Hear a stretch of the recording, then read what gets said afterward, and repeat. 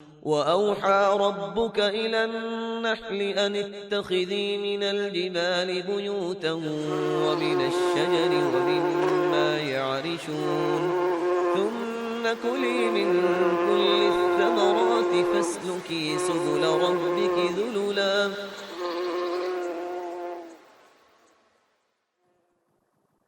نحمده ونصلي على رسوله الكريم اما بعد فاعوذ بالله من الشيطان الرجيم بسم الله الرحمن الرحيم رب اشرح لي صدري ويسر لي امري واحلل عقدة من لساني يفقهوا قولي. قل کہہ دیجئے، نزلہ روح القدس، اتارا ہے اس کو روح القدس نے، من ربک، تیرے رب کی طرف سے، بالحق، حق کے ساتھ. سورۃ الشعراء میں بھی آتا ہے نزل بہ الروح الامین علی قلبک، بالحق، حق کے ساتھ. لیثبت الذین آمنوا، کیوں اتارا ہے اس کو آہستہ آہستہ، تھوڑا تھوڑا؟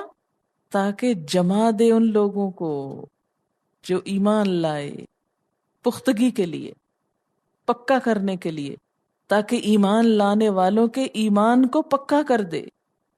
سارے حکم ایک ہی دن میں اس لیے نہیں آ گئے کہ سب اٹھا نہ سکو گے تم، نہ انسان کی قوت فہم اتنی، تو انسان کی سمجھنے کی قوت بھی لمیٹڈ ہے، پھر یاد رکھنے کی قوت بھی لمیٹڈ ہے، پھر عمل کرنے کے لیے بھی، قدم اٹھانے کے لیے وہ قوت بھی لمیٹڈ ہے.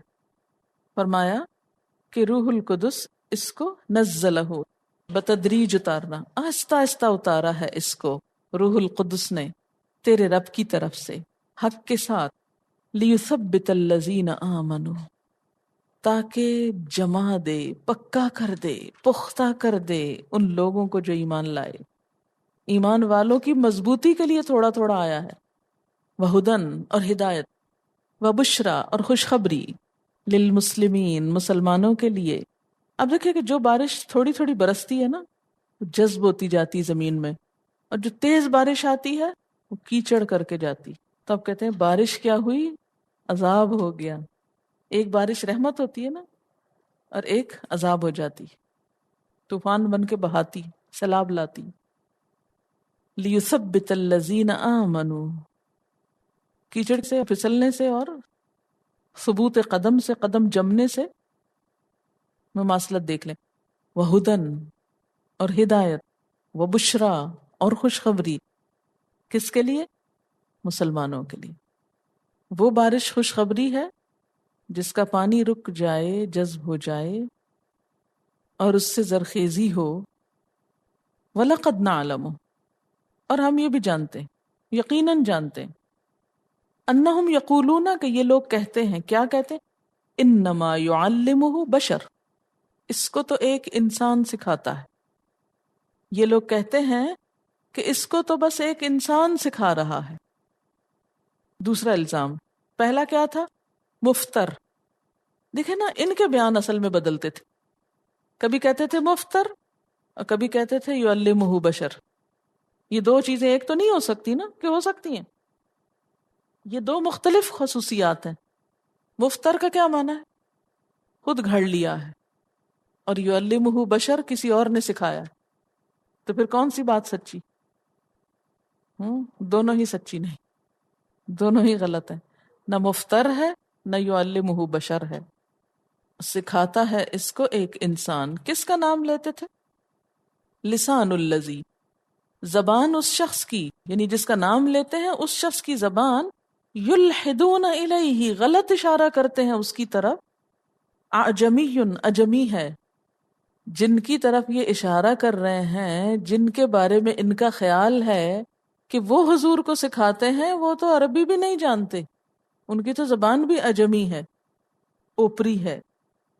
وہذا، اور یہ لسان عربی مبین، عربی زبان ہے جو واضح طور پر اپنا مدعا بیان کرتی، صاف زبان ہے، بیان کرنے والی ہے، کھول کے رکھ دینے والی ہے. ایکچولی قصہ یہ ہے کہ مکہ میں کچھ غلام تھے جو عرب نہ تھے، اور علاقوں سے آئے ہوئے تھے، اور اہل کتاب تھے. تو وہ اپنے علاقوں سے تورات انجیل کچھ سیکھے ہوئے تھے، کچھ عیسائی تھے کچھ یہودی تھے، پھر وہ مسلمان ہو گئے. ان کی زبان بھی فصیح نہ تھی. صہیب رومی کون تھے؟ روم کے تھے نا، عیسائی تھے. اسی طرح کچھ اور غلام تھے جن کا نام لیا جاتا ہے یعیش، عائش، جبر،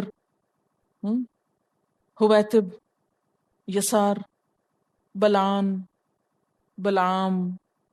یہ مختلف غلاموں کے نام ہیں، ٹھیک ہے، جن کی طرف یہ اشارہ کرتے تھے. کہتے تھے کہ ان لوگوں نے جو پہلے سے تورات انجیل سیکھی ہوئی ہے نا، تو یہ نبی صلی اللہ علیہ وسلم کو راتوں رات قصے سناتے ہیں، پھر وہ گھڑ لیتے ہیں اور صبح بیان کر دیتے ہیں کہ یہ اللہ تعالیٰ نے اتارا ہے، یہ اللہ کی طرف سے نہیں آئے، یہ خود ساختہ باتیں. فرمایا یہ جن غلاموں کی طرف اشارہ کرتے ہیں نا، لسان الذی، تو لسان الذی یلحدون الیہ، جن لوگوں کی طرف یہ اشارہ کر رہے ہیں، جن کے بارے میں الزام لگا رہے ہیں، ان کی زبان تو اصل میں عربی بھی نہیں. الزام لگانے والے کچھ تو سوچیں. وہذا، اور یہ قرآن کی زبان، یہ فصاحت و بلاغت اور اعجاز بیان میں بے مثال ہے. اچھا یہ باتیں کیوں کہتے تھے وہ؟ حسد کی وجہ سے. ہماری طرف قرآن کیوں نہیں آیا؟ یہ نعمت ہم کو کیوں نہیں ملی؟ کہتے تھے نا ابو جہل پہ آنا چاہیے تھا، فلاں سردار پہ آنا چاہیے تھا. تو یہ بڑے بڑے سردار ہی تو تھے جو آئے دن ایک نیا الزام لگاتے تھے، نئی مخالفت کی راہ ڈھونڈتے تھے. حالانکہ آپ خود سوچیں کہ نبی صلی اللہ علیہ وسلم کی زبان اور ان لوگوں کی زبان میں زمین آسمان کا فرق تھا. آپ دیکھیں کہ کتنا بھی کوئی پڑھا لکھا شخص ہونا، لیکن غلامی سے بدل جاتا ہے قوموں کا ضمیر. تو یہ جو غلام تھے بیچارے، جن کو ہوش ہی نہیں کسی سے بات کرنے کی، وہ ہر وقت ایک چکی میں چل رہے ہیں، تو ان لوگوں کے بارے میں یہ کہا جائے کہ وہ قرآن لکھوا رہے ہیں حضور صلی اللہ علیہ وسلم کو، یہ عقل مانتی ہے اس بات کو؟ کیونکہ حسد سے، بغض سے، عداوت سے جو الزام تراشی ہوتی ہے نا، اس کے اندر بھی سینس نہیں ہوتا. لیکن چونکہ وہ ایک بات اڑ جاتی ہے نا، تو ہر شخص سن کے اس کے اوپر بغیر عقل استعمال کیے یقین کر لیتا ہے. اکثرهم لا یعقلون، لہذا بے عقل اس کو لیے چلے جاتے ہیں. تو یہ سب الزام کہ انما انت مفتر اور یعلمہ بشر، یہ سب کچھ کیا تھے؟ حسد کا نتیجہ تھے. ان میں سینس کچھ بھی نہیں تھی. ان الذین لا یؤمنون بآیات اللہ، بے شک وہ لوگ جو اللہ کی آیتیں نہیں مانتے، لا یہدیہم اللہ، اللہ ان کو ہدایت نہیں دیتا، نہ دے گا. وَلَهُمْ عَذَابٌ أَلِيمٌ، اور ان کے لیے دردناک عذاب ہے. جو ایمان نہیں رکھتے ان کو ہدایت بھی نہیں ملتی. اور ایمان کون نہیں رکھتا؟ جس کا دل تعصب سے اور بغض سے بھرا ہوا ہو. بغیر اعتماد کے ہدایت نہیں ملتی. ایمان دراصل نام ہے اعتماد کا. جو اس کلام کو اللہ کا کلام نہ مانے، ان کو ہدایت کہاں سے ملے اس سے؟ بہت سے ایسے لوگ اس کو پڑھتے رہتے ہیں جو اس کو خدا کا کلام نہیں مانتے، حضور صلی اللہ علیہ وسلم کی کتاب سمجھتے ہیں، لہذا وہ 10 دفعہ بھی پڑھیں ان کو کوئی ہدایت نہیں ملتی، ان کے دلوں پہ کچھ اثر نہیں ہوتا.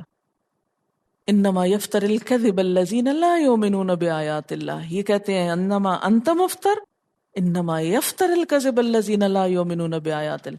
یہ سب جھوٹ تو گھڑ رہے ہیں وہ لوگ جو اللہ کی آیات کو نہیں مانتے. جھوٹ تو وہ گھڑ رہے ہیں، غلط بیانیاں تو وہ کر رہے ہیں. وَأُولَئِكَ هُمُ الْكَاذِبُونَ، اور یہی لوگ دراصل جھوٹے ہیں، یہ خود کاذب ہیں. یہ آپ پر الزام لگاتے ہیں، یہ تو خود جھوٹے ہیں. من کفر باللہ، جس نے کفر کیا اللہ کا، من بعد ایمان ہی، اپنے ایمان کے بعد، الا مگر، من اکرہا، جو مجبور کر دیا گیا، وقلبہ مطمئن بالایمان، اور اس کا دل ایمان پر مطمئن ہے، یعنی صرف ظاہری طور پر اس کو بولنا پڑا. ولیکن من شرح بالکفر صدرا، لیکن جس کا دل کھل گیا کفر پہ یعنی مرتد ہو گیا، فعلیہم غضب من اللہ، تو اس پر اللہ کا غضب ہے، غصہ ہے، ناراضگی ہے. وَلَهُمْ عَذَابٌ عَظِيمٌ، اور ان کے لیے عذاب ہے بہت بڑا. ذالک، یہ کیوں ہے غضب اور عذاب؟ بِأَنَّهُمْ مُسْتَحَبُّ الْحَيَاةَ الدُّنْيَا عَلَى الْآخِرَةِ، انہوں نے دنیا کی زندگی کو آخرت پر ترجیح دی ہے، پریفر کیا ہے۔ فرمایا کہ جو اللہ پر ایمان کے بعد پھر کفر کا مرتکب ہو اور سبب اس کا کیا ہو، استحب الحیات الدنیا، ایسے لوگوں کا انجام کیا ہے کہ ان پر اللہ کا غضب اور عذاب ہو، اور ایسے لوگوں کے لیے ہدایت بھی نہیں۔ ہاں، وہ شخص جس کا دل ایمان پر ہو لیکن کسی کی سخت مجبوری میں اس کے منہ سے کوئی لفظ نکل جائے تو کوئی بات نہیں۔ مثلاً آپ دیکھتے ہیں کہ حضرت عمار بن یاسر ہے، ان کی آنکھوں کے سامنے ان کے باپ، ان کی ماں کو سخت اذیت دے کر شہید کیا گیا، پھر ان کو اتنی ناقابل برداشت اذیت دی گئی کہ آخر انہوں نے جان بچانے کے لیے وہ کہہ دیا جو کفار کہلوانا چاہتے تھے۔ پھر روتے ہوئے نبی صلی اللہ علیہ وسلم کی خدمت میں حاضر ہوئے کہ یا رسول اللہ، مجھے چھوڑا نہ گیا جب تک میں نے آپ کو برا نہ کہا اور ان کے معبودوں کو اچھا نہ کہا۔ حضور نے پوچھا کیف تجد قلبک، تمہارے دل کا کیا حال ہے؟ عرض کیا مطمئنا بالایمان، ایمان پہ راضی ہے، مطمئن ہے۔ فرمایا اگر وہ پھر ایسا ظلم کرے تو تم بھی یہ کہہ دینا۔ تو کن حالات میں ایسا لفظ کہا جا سکتا ہے؟ جب ناقابل برداشت اذیت ہو۔ لیکن یاد رکھیں یہ رخصت ہے، رخصت، لیکن بعض صحابہ نے عزیمت کی راہ اپنائی اور ایسے حالات میں بھی کوئی کلمہ نہیں کہا۔ اس کی مثال حضرت خباب بن ارت، انگاروں پہ لٹایا گیا کہ چربی پگھلنے سے انگارے بجھ گئے لیکن ایمان پہ جمے رہے۔ بلال حبشی لوہے کی زرہ پہنا کر تپتی چلچلاتی دھوپ پہ لٹایا گیا اور سینے پہ بھاری پتھر رکھا گیا لیکن احد احد پکارتے رہے۔ حبیب بن زید بن عاصم، ان کے جسم کا ایک ایک حصہ جیسے انگلی، ہاتھ، ناک، کان، دانت، ایک ایک ٹکڑا الگ الگ کاٹا جاتا، پھر کہا جاتا مسلمہ کو نبی مان لو۔ ہر مرتبہ وہ جھوٹی رسالت کو ماننے سے انکار کرتے اور کٹ کٹ کر انہوں نے جان دے دی لیکن نہیں مانے، نہیں کہا کہ میں مسلمہ کو نبی مانتا ہوں۔ اسی طرح ابن عساکر نے ایک اور روایت لکھی ہے عبداللہ بن حذافہ سہمی کے بارے میں، لکھتے ہیں کہ آپ کو رومی کفار نے قید کر لیا اور اپنے بادشاہ کے پاس پہنچا دیا۔ اس نے آپ سے کہا کہ تم عیسائی بن جاؤ، میں تمہیں اپنے راج پاٹ میں شریک کر لوں گا اور اپنی شہزادی تمہیں نکاح میں دے دوں گا۔ عبداللہ بولے یہ تو کیا، اگر تو اپنی تمام بادشاہت مجھے دے دے، شریک کرنا تو کیا، خود ہٹ جائے اور مجھے بادشاہ بنا دے اور تمام عرب کا راج بھی مجھے سونپ دے، اور تو یہ چاہے کہ میں ایک آنکھ جھپکنے کے برابر بھی دین سے پھر جاؤں، تو یہ بھی ناممکن ہے، ایسا نہیں ہو سکتا۔ بادشاہ نے حکم دیا کہ میں تجھے قتل کر دوں گا۔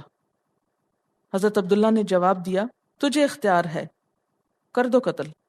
چنانچہ اسی وقت بادشاہ نے حکم دیا اور انہیں صلیب پر چڑھا دیا، اور تیر اندازوں نے بادشاہ کے حکم سے ان کے ہاتھ، پاؤں اور جسم کو چھیدنا شروع کر دیا، یعنی کھڑا کر کے تیروں کے ساتھ سوراخ کرنے شروع کر دیے کہ اب بھی عیسائی ہو جاؤ تو آپ کو یعنی بہت کچھ مل جائے گا۔ لیکن وہ تیار نہ ہوئے۔ آخر بادشاہ نے کیا کیا؟ اس نے کہا کہ اتار لو، نہیں مانتا، تیر کھا کے نہیں مانتے، اتار لو، اتار لیے گئے۔ پھر پیتل کی دیگ میں خوب تیل ڈال کر اسے ابالا گیا اور ان کے سامنے ایک مسلمان قیدی کو اس میں ڈال دیا گیا اور کہا گیا کہ تمہیں بھی ایسے ہی ڈال دیا جائے گا، باز آ جاؤ، عیسائی ہو جاؤ۔ وہ صبر سے دیکھتے رہے، وہ مسلمان ان کی آنکھوں کے سامنے جل گیا۔ پھر ان کو کہا گیا عیسائی ہو جاؤ، لیکن وہ نہ مانے۔ آخر بادشاہ نے ان کو بھی اسی میں ڈالنے کا حکم دیا۔ وہ رونے لگے۔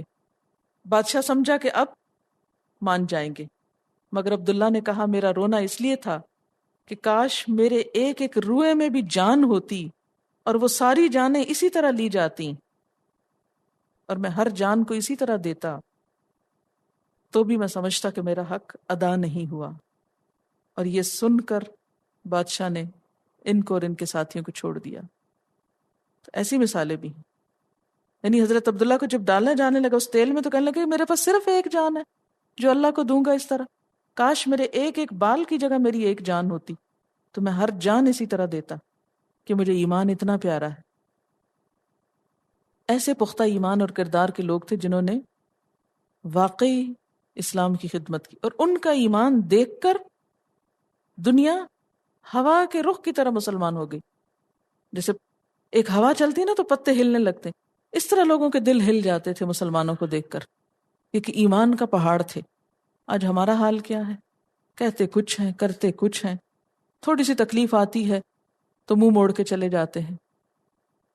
دین کے لیے جان دینا تو دور کی بات، چھوٹی چھوٹی قربانی دینے کو بھی تیار نہیں. پھر ہم لوگ دین کی کیا خدمت کریں گے اور کس قابل ہیں؟ تو بہرحال یہاں واضح حکم بتا دیا گیا کہ اگر کسی کے اوپر بہت سختی ہو، حالانکہ یہاں ان کو رخصت تھی کہ اگر یہ کہہ دیتے اچھا ٹھیک ہے میں عیسائی ہوتا ہوں، زبان سے کہہ دیتے، اس کے بعد پھر کے گھر آ جاتے کہتے کوئی نہیں. ہاں لیکن کیا ہے، دیکھو قسمیں نہ کھانا، معاہدے نہ توڑنا، ورنہ لوگوں کے قدم اسلام سے پھسل جائیں گے. آج لوگ اسلام سے اسی وجہ سے متنفر ہیں کہ مسلمانوں کا اپنا کوئی کردار نہیں رہا، کوئی سے نہیں رہے، کوئی ان کی بات میں وزن نہیں رہا. اور جو لوگ دنیا کو ترجیح دے کے آخرت کو بیچ ڈالیں، ہر چیز پر ایمان قربان کر دیں اور کسی کے کہنے سے پہلے ہی تیار ہو جائیں، اولئک الذین طبع اللہ علی قلوبہم، ایسے لوگوں کے دلوں پہ اللہ نے مہر لگا دی، ٹھپا لگا دیا. وسمعہم وابصارہم، ان کی کانوں پہ، ان کی آنکھوں پہ. واولئک ھم الغافلون، اور یہی لوگ غافل ہیں. لا جرم، کوئی شک نہیں، انہم فی الآخرۃ، کہ بے شک وہ آخرت میں، ہم الخاسرون، وہی خسارہ پانے والے ہیں. ثم ان ربک للذین ہاجروا من بعد ما فتنوا ثم جاہدوا وصبروا ان ربک من بعدها لغفور الرحیم. ثم ان ربک، پھر یقیناً تیرا رب، للذین ہاجروا، ان لوگوں کے لیے جنہوں نے ہجرت کی، یعنی مکہ سے. کب؟ من بعد ما فتنوا، جب وہ آزمائش میں ڈالے گئے، فتنے میں مبتلا کیے گئے، مشکل میں پڑے. کہاں کی بات ہے؟ مکی زندگی کی، جب ان کے دشمنوں نے ان کو بہت ستایا تھا. تو کچھ مسلمان حبشہ کی طرف ہجرت کر گئے، اور بالآخر نبی صلی اللہ علیہ وسلم خود بھی مدینہ کی طرف ہجرت فرما گئے. تو فرمایا کہ وہ سب لوگ جنہوں نے آزمائشیں آنے کے بعد ہجرت کر لی اور وہاں پہنچ کر بھی چین نہ آیا تو کیا کیا؟ ثم جاہدوا، پھر جہاد کیا، اور وصبروا، صبر کیا، کیونکہ صبر کے بغیر نہ ہجرت ہو سکتی ہے نہ جہاد ہو سکتا ہے. تو ان سب کے لیے انجام کیا ہے، کیسا ہے؟ ان ربک، یقیناً تیرا رب، من بعدہا، اس کے بعد، لغفور الرحیم، البتہ غفور الرحیم ہے. جو بات ذہن میں آتی ہے وہ یہ کہ جب انسان حق کی پکار پر لبیک کہتا ہے، دین کی طرف قدم بڑھاتا ہے، تو مخالفت لازماً آتی ہے. جب مخالفت آتی ہے تو اگر وہ قابل برداشت ہو تو انسان عموماً گوارا کر لیتا ہے، لیکن جب وہ ناقابل برداشت ہو جائے تو پھر عام طور پر جو رویہ اپنایا جاتا ہے وہ یہ کہ انسان اپنے واپس پرانے رسم و رواج والے دین پر چلا جائے. دین تو وہ بھی ہے نا، وہ کافر تھوڑی، ہم بھی وہی کرتے ہیں جو ساری دنیا کر رہی. اتنی مصیبتوں میں اور جان جوکھوں میں ڈالنے کی ضرورت ہی کیا ہے؟ چلو تم ادھر کو، ہوا ہو جدھر کی، جو سب کر رہے ہیں تم بھی کر لو. لیکن جن لوگوں کو ایمان لانے کے بعد کفر کی طرف پلٹنا ایسا ہی لگے جیسا آگ میں پھینکا جانا، تو وہ کسی قیمت پر بھی واپس نہیں پلٹتے. ان کو مارا جائے، جلایا جائے، پیٹا جائے، کچھ بھی کیا جائے، وہ کبھی بھی اس چیز کی طرف نہیں پلٹتے جس کو انہوں نے غلط سمجھ کر چھوڑ دیا. اس کے برعکس وہ کیا کرتے ہیں؟ ان چیزوں کو چھوڑ دیتے ہیں، ان جگہوں کو چھوڑ دیتے ہیں جو انہیں دین پر عمل کرنے میں رکاوٹ ڈالیں. ان تمام چیزوں کو چھوڑ دیتے ہیں، ان انسانوں کو چھوڑ دیتے ہیں، رشتوں کو چھوڑ دیتے ہیں، محبتوں کو چھوڑ دیتے ہیں، مال و دولت کو چھوڑ دیتے ہیں، وطن کو چھوڑ دیتے ہیں. جو بھی کوئی اللہ کے راستے میں، اللہ کی اطاعت میں رکاوٹ بنے. ہجرت اسی لیے ہوا کرتی ہے. آپ کو یاد ہے کہ نبی صلی اللہ علیہ وسلم جب ہجرت کر رہے تھے تو کیا فرما رہے تھے؟ اے مکہ، بار بار پلٹ کے دیکھ رہے تھے، اے مکہ تو اس زمین پر مجھے سب سے پیاری جگہ ہے، لیکن تیرے رہنے والے مجھے یہاں اللہ کی عبادت نہیں کرنے دیتے، اس لیے میں تجھ کو چھوڑ کے جا رہا ہوں. یہ نہیں تھا کہ مکہ میں کوئی تنگی تھی، کہ وہ پیاری جگہ نہیں تھی، محبوب نہ تھی. مشکل کیا تھی؟ جگہ بہت عزیز تھی، بہت پیاری تھی، لیکن اللہ کی اطاعت کے لیے مفید نہ تھی. اس لیے اللہ کی اطاعت کو تو نہیں چھوڑا، اس جگہ کو چھوڑ دیا. اور یہی ایمان کا تقاضا ہے ہم سب سے.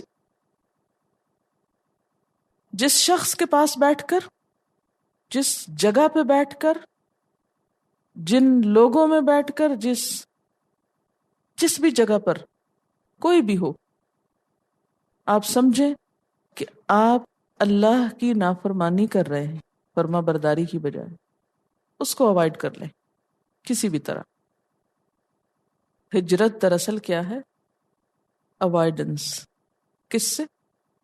ان اسباب سے جو اللہ کی فرما برداری میں حائل ہوں.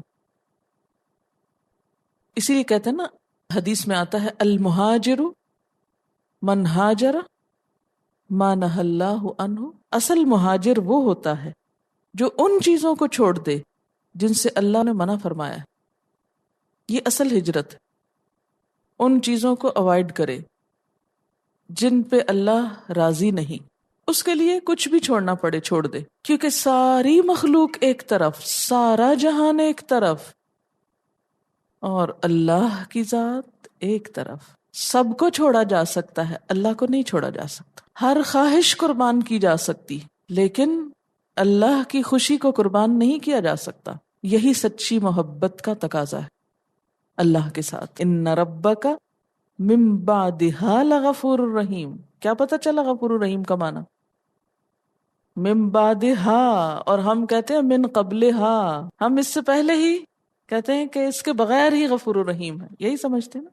اللہ کے پیمانے کچھ اور ہیں، ہم نے کچھ اور بنائے ہوئے. مسلسل کوشش اور جم کے استقامت کے ساتھ، تو ایسے ہی لوگوں کے لیے پھر اعلان ہوتا ہے رضی اللہ عنہم ورضوا عنہ. اللہ ان سے راضی ہو گیا، وہ اللہ سے راضی ہو گئے. یوم تأتی کل نفس تجادل عن نفسها. بھاگ کے جانا کہاں ہے؟ جانا تو ویسے بھی آ گئی ہے. اب یہ آگے کیا ہے اصل میں؟ آخرت. جانا پھر آگے ہے، آپ نہ جائیں لیکن آپ کو لے جایا جائے گا. اور جب وہاں پہنچے گا انسان تو ہر شخص اپنے بارے میں جھگڑے گا، اپنے بارے میں حجتیں پیش کرے گا، عذر، دلیلیں، تعویلیں کہ اللہ تعالیٰ یہ مجبوری تھی، وہ مشکل تھی، بڑے مسئلے ہو گئے تھے، بڑی تکلیفیں تھیں، کیا کرتے. چیخے گا، چلائے گا، جھگڑے گا. جیسے دنیا میں ہوتا ہے نا، اگر ذرا سا ہمیں کوئی کچھ کہہ دے تو ہم لڑنے بھیڑنے کھڑے ہو جاتے ہیں. وَتُوَفَّى كُلُّ نَفْسٍ مَّا عَمِلَتْ، لیکن اس کا یہ لڑنا جھگڑنا بحثیں کرنا حجتیں کرنا کچھ فائدہ نہ دے گا اس کو، بلکہ کیا ہوگا؟ جو اس نے کیا ہوگا اس کا صلہ اس کو پکڑا دیا جائے گا۔ یہ بالکل ایسے ہی جیسے بعض اوقات خریدار اور دکاندار میں جھگڑا دیکھا آپ نے، کیا بھی ہوگا، دیکھا کیا ہوگا، تو اس میں آپ دیکھیں کہ بعض اوقات آپ تھوڑے سے پیسے لے کے کھڑے ہوتے ہیں، آپ کہتے ہیں کہ بس یہ اتنے کی یہ چیز دے دو، وہ کہتے ہیں نہیں یہ نہیں دینی، اور آپ دیکھیں جھگڑا جھگڑا جھگڑا ہوتا رہتا ہے۔ آخر کو آپ پیسے دیتے اور دکاندار جو آپ کا حق بنتا ہے بس وہی دیتا، اس سے زیادہ کوئی بھی نہیں کبھی کسی کو دیتا۔ کبھی دیا؟ آپ جتنا مرضی جھگڑ لیں، چیخیں چلائیں، جو مرضی کریں، ملے گا وہی۔ ساری بحث کے بعد بھی ما عاملت، جو کرنسی لے کے گئے، وَهُمْ لَا يُظْلَمُونَ، اور وہ ظلم نہ کیے جائیں گے۔ اور ویسے بھی کوئی اور حمایت کے لیے بھی وہاں نہیں آئے گا، ہر کوئی اپنے بارے میں جھگڑ رہا ہوگا۔ تجادل عن نفسها، ہر ایک کو اپنی پڑی ہوگی، اس کو کہاں اس بات کی فکر کہ دوسرے کے ساتھ کیا ہو رہا ہے اور میں اس کے لیے جھگڑوں۔ دیکھیں نا، جب کوئی حادثہ ہوتا ہے، ہنگامہ ہوتا ہے، تو آپ سب اپنی فکر کرتے ہیں، دوسروں کی نہیں، اپنی اپنی فکر۔ قیامت کے دن بھی کوئی کسی کی حمایت کے لیے نہیں آئے گا، نہ باپ، نہ بیٹا، نہ بیوی۔ لِكُلِّ امْرِئٍ مِّنْهُمْ يَوْمَئِذٍ شَأْنٌ يُغْنِيهِ، ہر ایک کو اپنی ایسی مصیبت پڑی ہوگی کہ وہ دوسروں سے بے نیاز کر دے گی، دوسرے اس کو بھول جائیں گے، اپنی پریشانیاں دوسروں کو بھلوا دیں گی۔ آپ دیکھیں کہ اگر آپ تندرست ہو نا اور دوسرا بیمار ہو تو آپ کیئر کرتے ہیں، اور اگر آپ بھی بیمار پڑ جائیں، جیسے ماں بچہ ہوتا ہے نا، جب تک بچہ بیمار ہوتا ماں لک آفٹر کرتی رہتی، ایک دن آتا ماں خود بھی پڑ جاتی، جب خود پڑتی ہے نا جو ہی تو کہتی ہے اس کو اٹھا کے لے جاؤ، اس کو اب کوئی اور اٹھا کے لے جائے، اب میں اس کو نہیں دیکھ سکتی، میرے سر میں درد ہے، اسے لے جاؤ۔ جب تک خود ٹھیک تھی اس کے لیے فکر کر رہی تھی، جب خود پہ پڑی تو اس کی فکر بھول گئی۔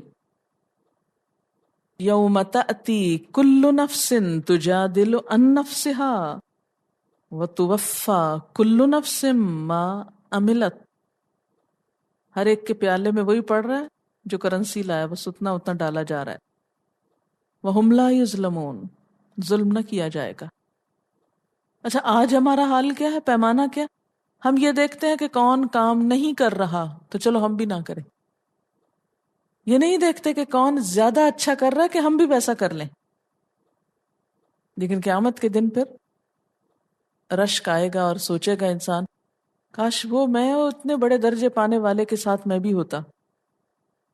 وآخر دعوانا ان الحمد للہ رب العالمین۔ سبحانک اللہم وبحمدک نشہد ان لا الہ الا انت نستغفرک ونتوب الیک۔ والسلام علیکم ورحمۃ اللہ وبرکاتہ۔